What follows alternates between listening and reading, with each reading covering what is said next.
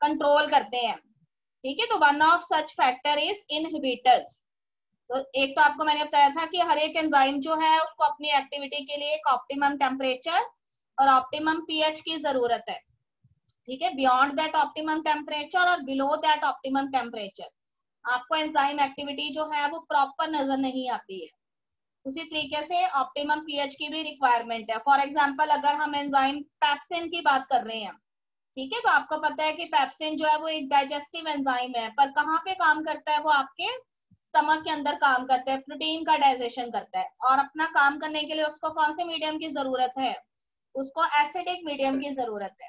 ठीक है, तो इसलिए वो कहता है कि वो स्टमक जो है उसमें एफिशिएंटली वर्क कर सकता है, पर अगर स्टमक की जगह पे किसी और जगह पे उसको रखा जाए तो उसको एसिडिक मीडियम वहां पे नहीं मिलेगा और उसकी एक्टिविटी जो है वो डिक्लाइन हो जाएगी। तो उसी तरीके से आपको मैंने एक और बताया था कि सबस्ट्रेट की कंसेंट्रेशन भी एंजाइम की एक्टिविटी को कैसे अफेक्ट करती है। आपको हमेशा याद रखना है कि एंजाइम्स जो होते हैं वो नंबर में बहुत ज्यादा नहीं है, पर सबस्ट्रेट या रिएक्टेंट्स जो है किसी भी रिएक्शन में उनका नंबर बहुत ज्यादा हो सकता है। तो इसलिए वो कहता है कि कितने एंजाइम प्रेजेंट हैं, ठीक है, उतने एंजाइम जितने हैं उनको उतने सबस्ट्रेट की जरूरत है। पर अगर हम सबस्ट्रेट की कंसेंट्रेशन जो है उसको बढ़ाते चले जाएंगे तो इनिशियली तो एंजाइम फ्री है, इसलिए वो सबस्ट्रेट के साथ बाइंड करेंगे और केमिकल रिएक्शन जो है उसको कैटालाइज करते रहेंगे।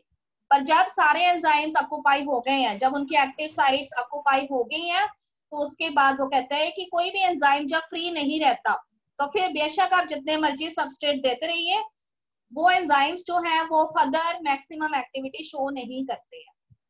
ठीक है बेटे, ये सारी चीजें पुरानी थी, पहले भी सुनी हुई हैं कई बार, पर अब ये वाला जो टॉपिक था वो बिल्कुल नया था और मैंने कल इसको करवा दिया था टाइम होने से पहले, पर फिर भी मुझे लगा कि एक बार बता देती हूँ। ठीक है बेटे, इनहिबिशन ऑफ एंजाइम एक्टिविटी का क्या मतलब है कि कुछ ऐसे केमिकल्स होते हैं जो एंजाइम की जो एक्टिविटी है उसको अफेक्ट करते हैं, वो इनहिबिटर्स हैं।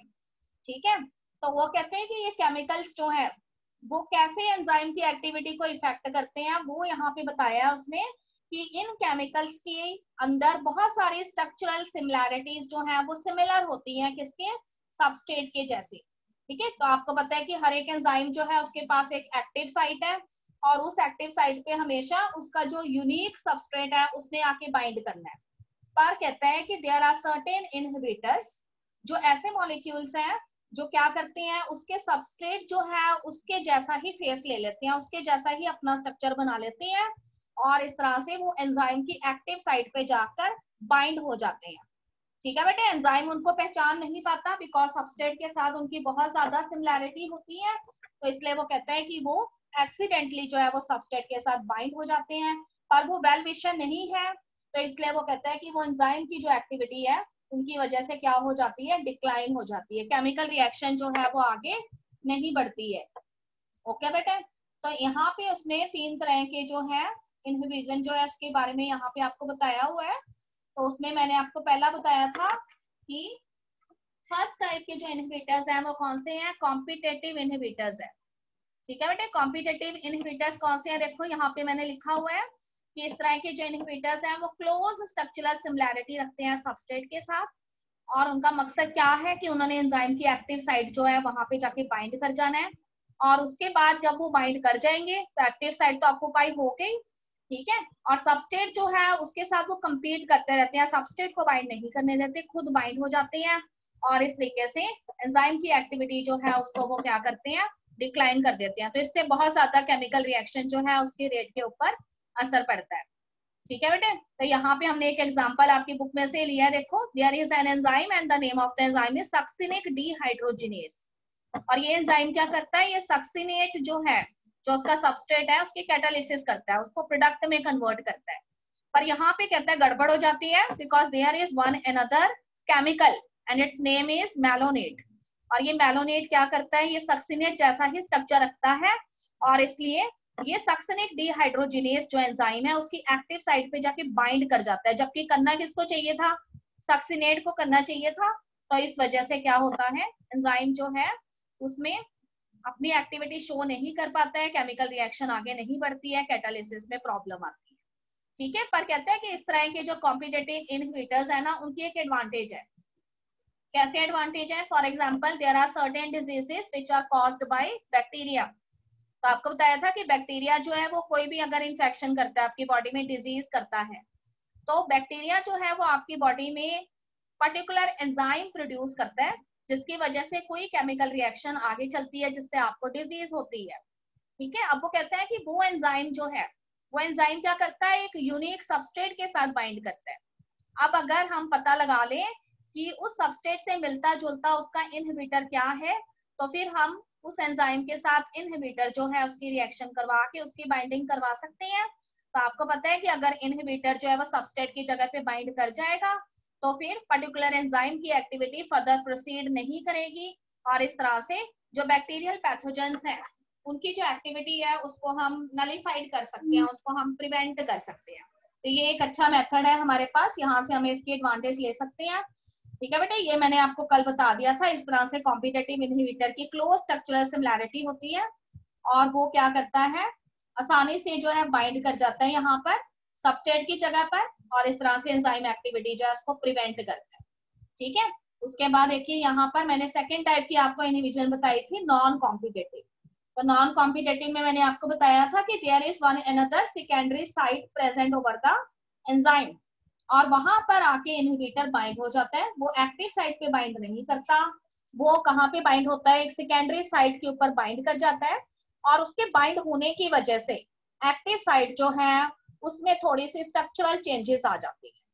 ठीक है, तो सबस्ट्रेट आता तो है एक्टिव साइट के साथ बाइंड होने के लिए, पर उसमें मॉडिफिकेशंस होगी होती है इनहिबिटर की बाइंडिंग की वजह से, इसलिए सबस्ट्रेट जो है वो सक्सेसफुली बाइंड नहीं कर पाता, और इस वजह से एंजाइम एक्टिविटी जो है उस पर असर पड़ता है। ठीक है बेटे, एलोस्टेरिक में मैंने आपको ये बताया था कि allosteric site is also a kind of a secondary site that is present over the enzyme. पर यहाँ पर क्या होता है, कोई भी जो दूसरा केमिकल है वो एलोस्टेरिक साइट जो है उसके ऊपर बाइंड हो जाएगा। ठीक है, और एक्टिव साइट यहाँ पे खुली रहती है, एक्टिव साइट में वो मॉडिफिकेशन भी नहीं करेगा, एक्टिव साइट से सबस्ट्रेट भी बाइंड हो जाएगा। तो देखो दो चीजें बाइंड हो रखी हैं, एक तो एलोस्टेरिक साइट पे इनहिबिटर बाइंड हो गया है, दूसरी तरफ एक्टिव साइट पे सबस्ट्रेट भी बाइंड कर गया है। अब वो कहता है कि ये जो इनहिबिटर्स हैं वो दो तरीके के हो सकते हैं, या तो वो पॉजिटिव इफेक्टर्स हैं या फिर वो कैसे हैं, नेगेटिव इफेक्टर्स हैं।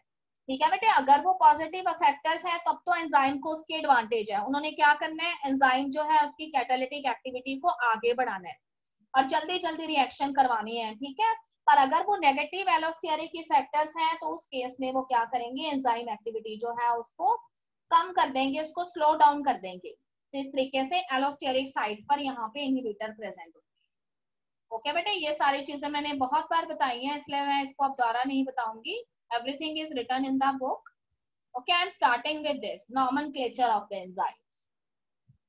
ठीक है, तो एंजाइम्स का नॉमेनक्लेचर हमने कैसे किया उसके बारे में थोड़ा सा जानेंगे। तो उसमें उसने ये बताया कि जब भी हम किसी एंजाइम को नेम देते हैं तो हमेशा उसमें हम लास्ट में एक सफिक्स ऐड करते हैं। ठीक है बेटे, सफिक्स वो वर्ड होता है जो किसी भी मेन जो वर्ड है उसके एंड में ऐड किया जाता है। तो एंजाइम जो है उसके नेम के एंड में हम क्या वर्ड ऐड कर देते हैं, एस वर्ड ऐड कर देते हैं, दैट इज ASE। ठीक है, तो देखो the common name for hydrolase is derive from the substrate. ठीक है, तो कहते हैं कि इस तरीके से अगर हम हाइड्रोलेसिस एंजाइम वर्ड यूज करते हैं, ठीक है, तो एस वर्ड जब भी पीछे आ रहा है किसी भी चीज के, तो वो हमें किसके बारे में बताता है, एंजाइम के बारे में बताता है। और अगर हमने हाइड्रो वर्ड यूज किया, इसका मतलब वाटर के साथ उसका कुछ रिलेशन है उस एंजाइम का। ठीक है, अगर वो हाइड्रोलेसिस है तो वो क्या करते होंगे, वाटर का रिमूवल करते होंगे। तो इस तरीके से देखो यहाँ पे कहते हैं कि जो सोर्स है उसका भी नेम आ जाता है, और सोर्स के नेम के पीछे हम एस वर्ड लगा देंगे। फॉर एग्जाम्पल यूरिया है, ठीक है, तो यूरिया जो है उसके ऊपर एक्ट करने वाला जो एंजाइम है उसको हमने नेम दिया यूरिएस। ठीक है, तो यहाँ पे यूरिया जो है वो उसका सोर्स हो गया, और एस जो है वो डेजिग्नेट कर रहा है यहाँ पर एंजाइम को। उसी तरह से लैक्टोज के ऊपर एक्ट कर रहा है एक एंजाइम, और लैक्टोज जो है उसके ऊपर जो एंजाइम एक्ट कर रहा है उसका नेम है लैक्टेज। ठीक है, तो लैक्टोज शुगर जो है उसका वो ब्रेक डाउन करता है। तो एस वर्ड अगर हम यूज कर रहे हैं तो इसका मतलब हम एंजाइम का नाम ले रहे हैं, अगर मैं लैक्टोज वर्ड यूज कर रही हूँ तो इसका मतलब मैं शुगर का नाम ले रही हूँ। ठीक है बेटे, other enzymes they are named for the substrate and the reaction catalysed. कई बार कहते हैं कि एंजाइम्स के नेम इस तरीके से रखे जाते हैं कि उसके अंदर किस सबस्ट्रेट के ऊपर वो काम कर रहे हैं उसका भी नाम आ जाता है, प्लस रिएक्शन जो है कौन सी वो कैटालाइज कर रहे हैं उसका भी पीछे कुछ ना कुछ क्लू मिलता है हमें। ठीक है, फॉर एग्जांपल हमारे पास एंजाइम है यहाँ पर लैक्टेट डीहाइड्रोजिनेज। देखो नेम से पता लग रहा है एंजाइम जो है वो कौन सी चीज के ऊपर एक्ट कर रहा है, सबस्ट्रेट कौन सा है उसका, लैक्टोज है। और अगर डीहाइड्रोजिनेज उसका नेम है तो इसका मतलब वो डिहाइड्रेशन करता है। ठीक है बेटे, वाटर का रिमूवल कर देता है यहाँ पर। अब दूसरा वाला देखो, दूसरा एंजाइम अगर पायरूवेट डी कार्बोक्सिलेज है तो एस वर्ड ये बता रहा है कि वो एक एंजाइम है। और पायरुविक एसिड जो है या पायरुवेट जो है उसके ऊपर वो एक्ट करता है, इसका मतलब वो उसका सबस्ट्रेट है। और डी कार्बोक्सिलेशन करता है, इसका मतलब कार्बन डाइऑक्साइड का वहां पे क्या हो जाता है, रिमूवल हो जाता है। ठीक है, थर्ड पॉइंट में देखो हमने क्या लिखा है, some names are historical and no direct relationship to substrate or the reaction time. ठीक है, कुछ एंजाइम्स जो है उनके नेम जो है वो कहता है पहले से ही किसी हिस्टोरिकल अकाउंट के बेसिस पे दिए गए हैं और वो इस बात से कोई कनेक्शन नहीं रखते कि किस सबस्ट्रेट के ऊपर वो एक्ट करता है या कैसी रिएक्शन वो कैटालाइज करता है। ठीक है, तो उसमें कई एंजाइम्स के हमें नेम सुनने में आते हैं, जैसे कैटालेस हम वर्ड जनरली यूज कर लेते हैं एंजाइम्स के लिए। ठीक है, पेप्सिन एंजाइम जो है फिर भी थोड़ा बहुत यहाँ पे हमें क्लू मिलता है कि पेप्सिन एंजाइम है तो ठीक है, P for proteins, P for pepsin, P for proteases. तो इस तरह से पेप्सिन एंजाइम जो है उसका प्रोटीन्स के साथ कुछ रिलेशन है। उसी तरह से काइमोट्रिप्सिन एंजाइम किसी हिस्टोरिकल बैकग्राउंड के बेसिस पे दिया गया है, ट्रिप्सिन। ठीक है, कुछ नहीं पता लगता है कैसे रिएक्शन कैटालाइज करते हैं। यहाँ पे देखो आपको क्लासिफिकेशन नजर आ रही है एंजाइम्स की, देखो नाम से पता लग रहा है, ऑक्सीडो रिडक्टेसेस। ठीक है, ऐसे ग्रुप ऑफ एंजाइम है जो कैसे रिएक्शंस जो है उनको कैटालाइज करते हैं, ऐसे रिएक्शंस जो कि ऑक्सीडेशन रिडक्शन रिएक्शंस है। ठीक है बेटे, अभी मैं इसको डिटेल में बताऊंगी, फिलहाल आप सिर्फ उसके नेम से समझ लेंगे। ऑक्सीडो रिडक्टेसेस ऐसे एंजाइम है जो रिडॉक्स रिएक्शंस जो है उनकी कैटालिसिस में इन्वॉल्व होते हैं, यानी उसमें कुछ सबस्ट्रेट जो है उसका ऑक्सीडेशन होता है और कुछ सबस्ट्रेट जो है उनका रिडक्शन होता है। ठीक है, ट्रांसफरेसिस, ट्रांसफरेसिस देखो नेम से पता लग रहा है ऐसे एंजाइम है जो किसी ग्रुप को किसी प्रीवियस एटम में से उठाकर किसी नए एटम के ऊपर ट्रांसफर कर देते हैं। ठीक है बेटे, हाइड्रोलिसिस जो कि क्या करते हैं यहाँ पर वाटर का रिमूवल कर देते हैं। उसके बाद देखो लाइसिस, आइसोमेरेसिस। ठीक है, अगर आइसोमेरेसिस की हम बात करें तो आइसोमेरेसिस जो है उसका आइसोमेरिज्म के साथ कुछ कनेक्शन है। क्या होता है आइसोमेरिज्म? यस बेटा, व्हाट इज आइसोमेरिज्म? आइसोमर्स सुने हैं हमने 10th क्लास में एक चैप्टर पढ़ा yes, था, मैम। तो पढ़ाया है, मैम भी यहीं पर प्रेजेंट है हमारे साथ, कार्बन एंड इट्स कंपाउंड पढ़ा है ना, उसमें आइसोमर्स वर्ड आया था। आइसोमरिज्म क्या होता है? Molecules having same molecular formula but different structure formula. Yes, very good.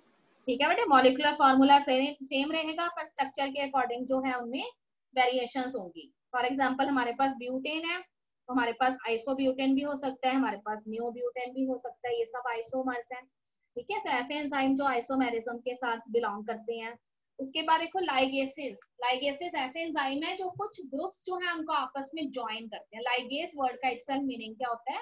Joining होता है। देखो मैं आपकी एनसीईआरटी बुक के अकॉर्डिंग पेज नंबर 158 और उसमें हमारा सेक्शन नंबर है 9.12.5 classification and nomenclature of enzyme. ठीक है बेटे, वहीं से मैंने ये सारी चीजें उठाई हैं। तो उससे आइसोमेरेसिस से पहले ये मेरा छूट गया था, लाइसिस। लाइसिस जो है वो ऐसे एंजाइम्स होते हैं जो कुछ ग्रुप्स जो है उनका रिमूवल कर देते हैं, पर वो रिमूवल जो है वो वाटर के जरिए, ठीक है, वाटर के फॉर्म में वो रिमूवल नहीं होता। सर्टेन ग्रुप्स जो है वो किसी पर्टिकुलर रिएक्टेंट में से रिमूव हो जाएंगे किसी अदर मेथड के जरिए, नॉट बाय हाइड्रोलिसिस। ठीक है बेटे, लाइगेसिस एंजाइम कौन से होते हैं? ऐसे एंजाइम जो दो कंपाउंड्स जो है उनको आपस में लिंक करते हैं, दो ग्रुप्स को आपस में लिंक करते हैं, वो लाइगेसिस है।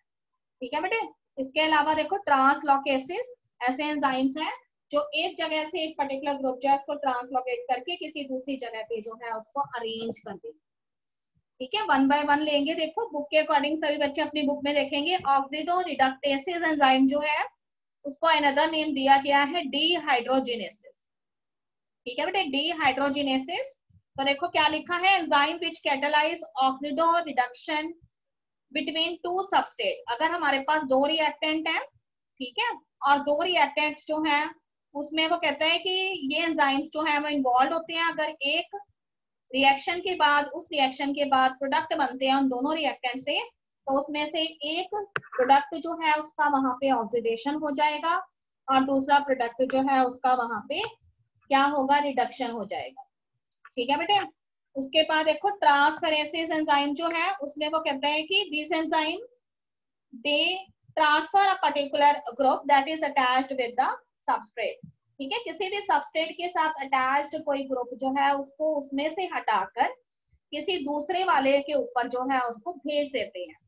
ठीक है, तो आपने केमिस्ट्री में ऐसी कई केमिकल रिएक्शंस देखी हैं, जैसे एक रिएक्शन का मैंने आपके पास साथ जिक्र किया था, दैट इज बेरियम हाइड्रोक्साइड में अगर हम सल्फ्यूरिक एसिड डालते हैं तो बेरियम सल्फेट और वाटर निकलता है, ऐसा ही है ना।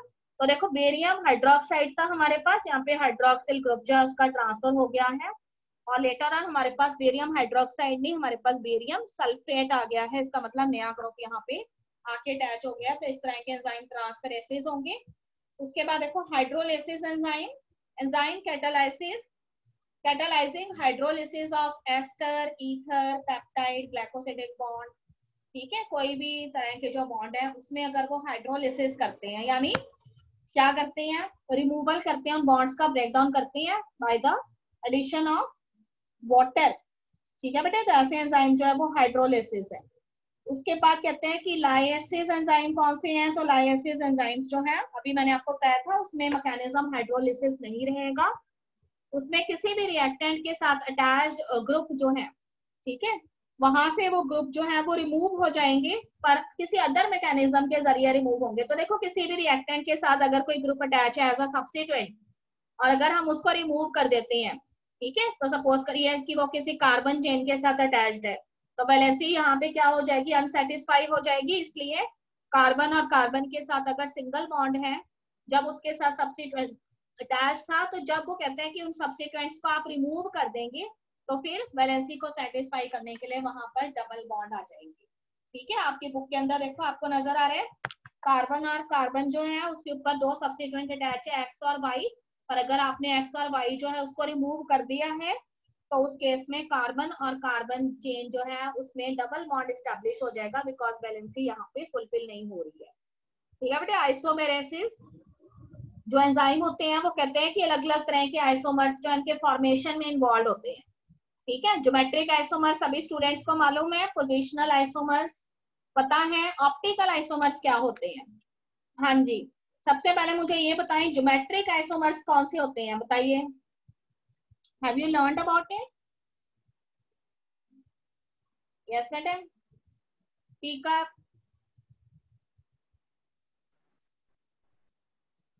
एनी आइडिया ज्योमेट्रिक आइसोमेरिज्म के बारे में, कोई आइडिया है? पोजिशनल आइसोमेरिज्म के बारे में तो आइडिया है ना, अभी अभी बताया पोजिशनल आइसोमर्स। Yes ma'am. क्या होता है बताइए पोजिशनल आइसोमर में?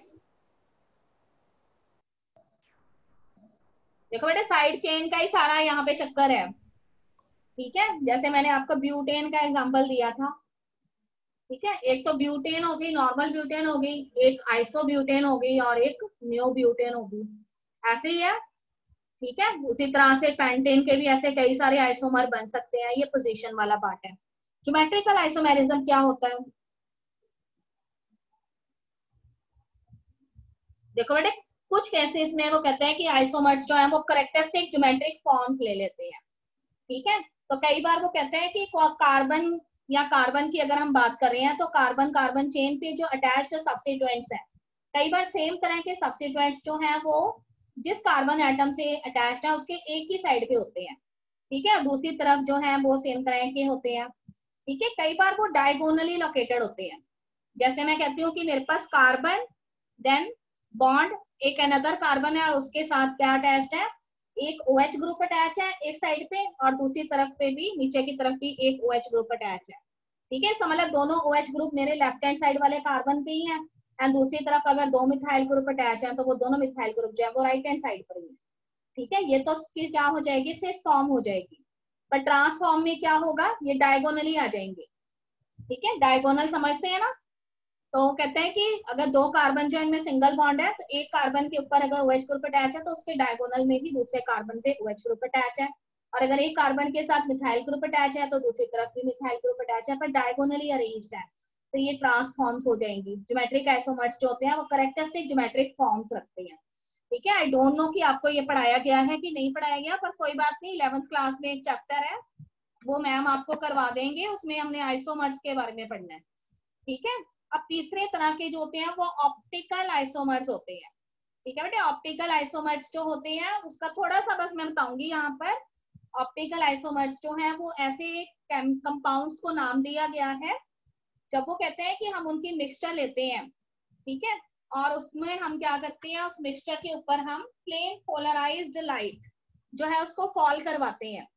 तो उस दौरान जो है जो लाइट उसके ऊपर फॉल करवाई जाती है उस मिक्सचर के साथ के कांटेक्ट में आने पर वो प्लेन पोलराइज्ड लाइट जो है, ठीक है, वो या तो लेफ्ट डायरेक्शन में या फिर राइट डायरेक्शन के अंदर क्या कर जाती है, बेंड कर जाती है उनकी रेज। तो अगर वो लाइट लेफ्ट डायरेक्शन में बेंड कर देती है प्लेन पोलराइज्ड लाइट को, तब उन्हें लीवो रोटेटरी कहा जाता है, और अगर वो राइट डायरेक्शन में उसको बेंड कर देती है तो उसको डेक्स्ट्रो रोटेटरी कहा जाता है।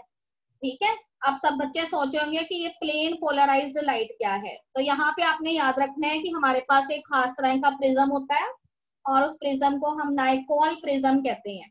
ठीक है, तो जब ऑर्डिनरी लाइट जो है उसको नाइकोल प्रिज्म में से पास किया जाता है, वैसे तो देखो सभी स्टूडेंट को मालूम है कि जब भी हम लाइट को प्रिज्म में से पास करेंगे, आपने फिजिक्स में पढ़ा है, तो उसके बाद उसकी स्कैटरिंग हो जाती है ना, और वो 7 कलर्स की फॉर्म में आपको नजर आती है। पर नाइकोल प्रिज्म एक ऐसा प्रिज्म है जिसमें से आप लाइट जो है उसको जब उसमें से पास करते हैं तो वो एक पर्टिकुलर प्लेन में ही जाती है, और इसीलिए उसको हम प्लेन पोलराइज्ड लाइट कहते हैं। तो इस तरह की लाइट को जब आप किसी ऑर्गेनिक मिक्सचर के ऊपर फॉल करवाते हैं तो कुछ ऐसे ऑर्गेनिक कंपाउंड होते हैं जो उसको लेफ्ट डायरेक्शन में बेंड कर देते हैं और कुछ उनको राइट डायरेक्शन में बेंड कर देते हैं। ठीक है बेटे, जो राइट डायरेक्शन में बेंड कर देते हैं उनको हम डेक्स्ट्रो रोटेटरी कहते हैं, और जो लेफ्ट डायरेक्शन में बेंड कर देते हैं उनको हम लीवो रोटेटरी कहते हैं। तो ऑप्टिकल आइसोमर्स जो हैं वो इस तरह के हैं।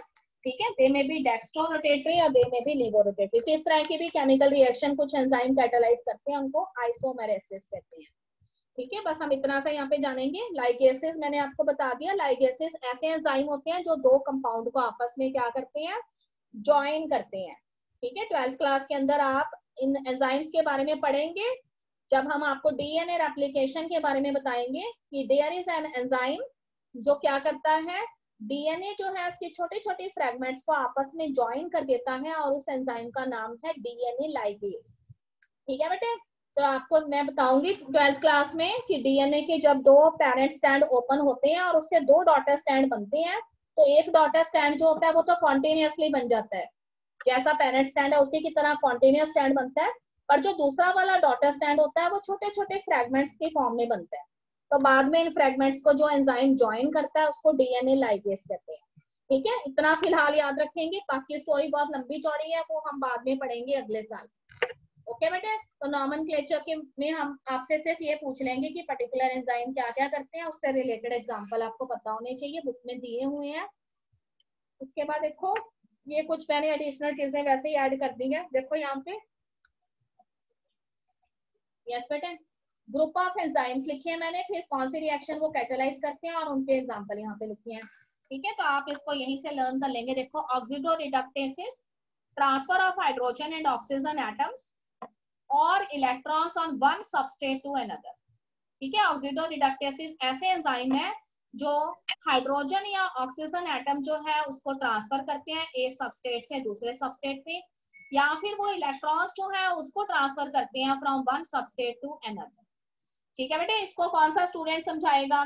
हाँ जी, define the give the definition of oxidation.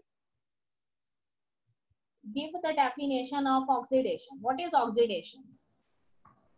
अगर एक लाइन में बताना हो तो ऑक्सीडेशन क्या होता है? Removal of electrons from an atom. Yes, किसी भी पर्टिकुलर सबस्ट्रेट में से इलेक्ट्रॉन्स का रिमूवल जो है वो ऑक्सीडेशन है बेटे। इसका मतलब इलेक्ट्रॉन्स का एडिशन क्या होता होगा, रिडक्शन होता होगा, है ना। एक डेफिनेशन तो ये होगी, दूसरी डेफिनेशन है कि ऑक्सीडेशन जो है वो एडिशन ऑफ ऑक्सीजन है। ठीक है बेटे, यही है ना। और दूसरी तरफ अगर एडिशन ऑफ हाइड्रोजन है तो फिर वो रिडक्शन है। तो कहता है कि ये ऑक्सीडो रिडक्टेसेस ऐसे एंजाइम है जो क्या करते हैं, किसी एक रिएक्टेंट जो है उसमें से सबस्टेट जो है, ठीक है, एक सबस्टेट जो है उसमें से या तो इलेक्ट्रॉन को ट्रांसफर करते हैं या फिर हाइड्रोजन या ऑक्सीजन को ट्रांसफर करते हैं। तो देखो किसी को भी वो बेशक ट्रांसफर करें, किसी दूसरे पे तो भेजेंगे ही। तो अगर किसी के ऊपर ऑक्सीजन पहुंचा है इसका मतलब उसका ऑक्सीडेशन हो जाएगा, और अगर किसी के ऊपर हाइड्रोजन पहुंचा है इसका मतलब उसका क्या हो जाएगा, उसका रिडक्शन हो जाएगा। उसी तरीके से अगर किसी पे इलेक्ट्रॉन्स पहुंचे हैं तो addition of electrons is known as reduction and removal of electrons is known as oxidation. ठीक है, दूसरा देखिए ट्रांसफरेसिस, नेम से ही पता लग रहा है, transfer of a specific group, किसी भी कोई भी एक ग्रुप को जो किसी सबस्टेट के साथ ऐसा सब्स्टिट्यूएंट अटैच हो रखा है, उस ग्रुप को उन्होंने उस सबस्टेट में से हटाकर उसको किसी दूसरे सबस्टेट के ऊपर भेज देना। ठीक है, अब वो कहता है कि कोई भी ग्रुप अटैच हो सकता है। फॉर एग्जांपल मेरे पास इथेन है, और इथेन जो है उसमें एक कार्बन के ऊपर मेरे पास मिथाइल ग्रुप अटैच है, CH3 ग्रुप अटैच है। ठीक है, और दूसरे वाले पे सपोज करिए कि NH2 ग्रुप अटैच है। अब वो कहता है कि जब नए प्रोडक्ट बने तो पहले वाले कार्बन पे जो मिथाइल था वो किसी दूसरे कार्बन पे चला गया, और दूसरे कार्बन का जो सब्स्टिट्यूएंट है वो किसी और पे आ गया। इसका मतलब उसको ट्रांसफर करने वाले जो एंजाइम है वो ट्रांसफरेसेस है। ठीक है बेटे, उसके बाद देखो हाइड्रोलिसिस, क्या करते हैं, सबस्ट्रेट जो है उसका हाइड्रोलिसिस करते हैं। ठीक है, हाइड्रोलिसिस में सबस्ट्रेट के अंदर प्रेजेंट जो बॉन्ड्स हैं उनका ब्रेकडाउन कर देंगे। जब हम पर्टिकुलर रिएक्शन जो है उसमें क्या ऐड करेंगे, वाटर ऐड करेंगे। ठीक है, तो वो कई तरह के हो सकते हैं, it may be digestive enzymes, ठीक है, it may be different type of esterases. देखो एस्टरेसिस वर्ड से पता लग रहा है कि यहाँ पे वो हाइड्रोलिसिस के दौरान कौन से ग्रुप जो है उसका रिमूवल करेंगे, एस्टर ग्रुप का रिमूवल करेंगे। ठीक है, जितने भी बॉडी के अंदर काम करने वाले डाइजेस्टिव एंजाइम्स हैं, उन सारे डाइजेस्टिव एंजाइम्स जो है उनका प्रॉपर डाइजेशन जो है वो वाटर की प्रेजेंस में पॉसिबल है। ठीक है, तो इस तरीके से आपको जब भी आप अपना कुछ भी फूड लेते हैं तो उसके बाद एक पर्टिकुलर टाइम पीरियड के बाद आपको बोला जाता है कि आपने वाटर लेना है, बिकॉज मीडियम जो है यहाँ पे डाइजेस्टिव एंजाइम के लिए वो वाटर है। ठीक है बेटे, आइसोमेरेसिस अभी मैंने आपको बताया कि आइसोमेरेसिस एंजाइम जो है वो किसी भी सबस्टेट जो है उसकी मॉलिक्यूलर फॉर्म जो है उसको चेंज कर देते। ठीक है, तो वो तरह तरह के हो सकते हैं दिस में भी। ठीक है, फॉस्फोरस का अगर वो कहते हैं कि फॉस्फोरस से रिलेटेड सर्टेन कंपाउंड्स हैं उसमें किसी तरह से वो क्या कर रहे हैं, उसकी मॉलिक्यूलर फॉर्म जो है उसको चेंज कर रहे हैं। ठीक है, या आइसोमर्स जो है उसमें प्रेजेंट सब्स्टिट्यूएंट्स जो है उनको वो चेंज कर रहे हैं। तो मैंने अभी आपको बताया था कि 3 तरह के आइसोमेरिज्म में वो इन्वॉल्व हो सकते हैं, या तो वो पोजिशनल आइसोमर्स जो है उसमें फेरबदल कर सकते हैं, या फिर वो ज्योमेट्रिकल आइसोमर्स जो है उसमें सब्स्टिट्यूएंट्स की लोकेशन जो है उसको चेंज कर सकते हैं, या फिर वो ऑप्टिकल आइसोमर्स जो है उसके अंदर चेंजेस कर सकते हैं। ठीक है बेटे, लाइसिस देखो एंजाइम कौन से है, तो उसमें उसने आपको बताया हुआ है कि लाइसिस ऐसे एंजाइम होते हैं जो सबस्ट्रेट के साथ अटैच्ड ग्रुप्स जो है उनका रिमूवल तो करते हैं। ठीक है, पर यहाँ पे रिमूवल होने वाले जो ग्रुप्स हैं वो वाटर के अलावा कुछ और हो सकते हैं। ठीक है, तो जैसे उसने बोला डी कार्बोक्सिलेसिस है, तो अगर डी कार्बोक्सिलेसिस है तो कार्बन डाइऑक्साइड का रिमूवल करते हैं। ठीक है, उसी तरीके से किसी और सबस्ट्रेट का रिमूवल कर सकते हैं डिपेंडिंग अपॉन कि कौन सा सब्स्टिट्यूएंट अटैच है। फिर देखो लाइगेसेस, उनके साथ उसका नेम लिखा गया कि वो सिंथेसिस भी उनको हम कहते हैं, क्योंकि ये क्या करते हैं, कोई दो मॉलिक्यूल्स जो इनको आपस में ज्वाइन करवा देते हैं और उनके बीच में एक कैरेक्टरिस्टिक बॉन्ड डेवलप करवाते हैं। ठीक है, तो कोई भी दो मॉलिक्यूल जिनको इन्होंने आपस में ज्वाइन करना है उसके बीच में न्यू बॉन्ड्स जो है उनको फॉर्म करते हैं। ठीक है बेटे, यहाँ पे देखो सिंपल सी डेफिनेशन उसकी दी हुई है फिर से, ऑक्सीडो रिडक्टेसेस ऑक्सीडेशन रिडक्शन से रिलेटेड होते हैं, ट्रांसफरेसिस ट्रांसफर करते हैं सर्टेन ग्रुप्स को जो एटम्स के ऊपर अटैच है, हाइड्रोलिसिस है तो हाइड्रोलिसिस करते हैं, अगर लाइसिस है तो फिर वो क्या करते हैं, ऐड एटम्स और रिमूव एटम्स। ठीक है, और जब भी वो किसी एटम को रिमूव करेंगे, किसी सब्स्टिट्यूएंट को रिमूव करेंगे जो किसी एटम के साथ अटैच्ड है, तो वैलेंसी अनसैटिस्फाई हो जाएगी, तो इसलिए पर्टिकुलर कार्बन एटम्स के बीच में डबल बॉन्ड्स बन जाएंगे। ठीक है, आइसोमेरेसिस है तो वो एटम्स के साथ अटैच्ड जो सब्स्टिट्यूएंट्स हैं उनका रीअरेंजमेंट करेंगे, मॉलिक्यूलर फॉर्म्स को चेंज करेंगे। और अगर लाइगेसिस है तो फिर वो क्या करते हैं, बॉन्ड फॉर्मेशन करते हैं। तो देखो जब भी कोई नया बॉन्ड बनेगा तो इसका मतलब उसको एनर्जी की जरूरत पड़ेगी ना, तो इसीलिए मैंने देखो लास्ट में लिखा है use ATP to combine molecules. तो ये एनर्जी उनको कहाँ से मिलेगी, एटीपी मॉलिक्यूल से मिलेगी। ओके बेटे, अब ये चीज हम एक तरीके से कर भी चुके हैं, को फैक्टर क्या होते हैं। तो आपको बताया था कि हर एक एंजाइम जो है उसमें अमीनो एसिड की काफी सारी चेन्स हैं। ठीक है। पर कहते हैं कि किसी भी अगर हम एंजाइम की बात करें तो एंजाइम जो है उसकी बॉडी जो है वो दो पार्ट से मिलकर बनी हुई है। एक पार्ट जो है उसका वो प्रोटीनेशियस होता है, यानी प्रोटीन से बना हुआ होता है, और दूसरा पार्ट जो है वो प्रोटीन के अलावा कोई दूसरी चीज हो सकती है। ठीक है बेटे, तो उसको हम नॉन प्रोटीन पार्ट कह सकते हैं। तो कहते हैं कि हम यहाँ पे बात कर रहे हैं उसके नॉन प्रोटीन पार्ट की, जिसको हम क्या नाम देते हैं, कोफैक्टर्स का नेम देते हैं। और ये कोफैक्टर तीन तरह के हो सकते हैं। ठीक है, दिस में भी प्रोस्थेटिक ग्रुप, दिस में भी कोएंजाइम्स, और दिस में भी मेटल आइंस। तो ऐसा नहीं है कि ये इंपॉर्टेंट नहीं है, ये कोफैक्टर जो है वो एंजाइम के लिए बहुत ज्यादा इंपॉर्टेंट होते हैं, क्योंकि जब ये कोफैक्टर्स एंजाइम जो है उसके अंदर प्रेजेंट होते हैं तो वो एंजाइम जो है उसकी कैटालिटिक एक्टिविटी को कंट्रोल करते हैं। और अगर इनको कोफैक्टर्स को एंजाइम में से अलग कर दिया जाए तो कुछ कंडीशंस में एंजाइम जो है वो काम करना बंद कर देते हैं। ठीक है, तो आपने याद रखना है कि हर एक जो एंजाइम है उसकी बॉडी में जो है उसमें कुछ पार्ट जो है वो प्रोटीनेशियस होता है, प्रोटीन से बना होता है, जिसको हम एपो एंजाइम कहते हैं, और कुछ पार्ट उसका नॉन प्रोटीनेशियस पार्ट होता है जिसको हम कोफैक्टर्स कहते हैं। और कोफैक्टर्स हमारे पास तीन तरह के हैं, prosthetic groups, coenzymes, and then we have metal ions. ठीक है बेटे, तो यहाँ पे देखो सारे उसने कोफैक्टर्स जो है उसको फ्लो चार्ट की फॉर्म में बताया है। तो कहते हैं कि कई बार मेटल आइंस इनऑर्गेनिक हो सकती है नेचर में। ठीक है, तो उसमें देखो मैग्नीशियम, सेलेनियम, आयरन है, कॉपर है, मैग्नीज है, मॉलिब्डेनम है, निकल है, ये सारे आइंस हो सकती है एंजाइम्स की एक्टिविटी को अफेक्ट करने वाले। ठीक है, और कई बार कहते हैं कि कुछ विटामिन को फैक्टर की तरह एक्ट कर सकते हैं। ये विटामिन फैट सॉल्युबल भी हो सकते हैं, वाटर सॉल्युबल भी हो सकते हैं। ठीक है, कुछ नॉन विटामिन भी हो सकते हैं, जैसे कि यहाँ पे एटीपी की उसने बात की, एडेनोसिन ट्राइफॉस्फेट की। ठीक है, कोएंजाइम्स जो है उसमें कई तरह के कोएंजाइम्स हो सकते हैं, जैसे NADP होता है, वो भी एक एनर्जी रिच मॉलिक्यूल है, तो वो भी यहाँ पर कैसे एक्ट कर सकता है, एक कोएंजाइम की तरह एक्ट कर सकता है। देखो इस डायग्राम में आपको क्या नजर आ रहा है, ये एंजाइम का डायग्राम है। एंजाइम का जो प्रोटीनेशियस पार्ट है, प्रोटीन वाला पार्ट है, उसको एपो एंजाइम बोला गया है। और उसके अलावा वो कहता है कि उसके अंदर क्या प्रेजेंट होते हैं, कोफैक्टर प्रेजेंट होते हैं, जो उसका नॉन प्रोटीनेशियस पार्ट होता है। ठीक है बेटे, ये उसकी एक्टिव साइट यहाँ पे दिखाई गई है। ठीक है, जिसको उसने कैटालिटिक साइट का नाम दिया है। तो कहते हैं कि ये कोफैक्टर कुछ भी हो सकते हैं, ये प्रोस्थेटिक ग्रुप भी हो सकते हैं, या कोएंजाइम भी हो सकते हैं, या मेटल आयंस भी हो सकते हैं। तो इसलिए ये क्या करते हैं, उस पर्टिकुलर एंजाइम के साथ पहले से ही बाइंडेड होते हैं, और उस तरह से एंजाइम की एक्टिविटी जो है उसको ये क्या करते हैं, आगे बढ़ाते हैं। ओके बेटे, ये टाइप्स ऑफ कोफैक्टर में कर लूंगी, अभी टाइम हो जाएगा। Yes, any problem? यस बेटे, एनी प्रॉब्लम? No ma'am. देखो बेटे, नॉमेनक्लेचर जो है ना एंजाइम्स का जो नॉमेनक्लेचर है उसकी एक पूरी बुक है, जब आप हायर क्लास में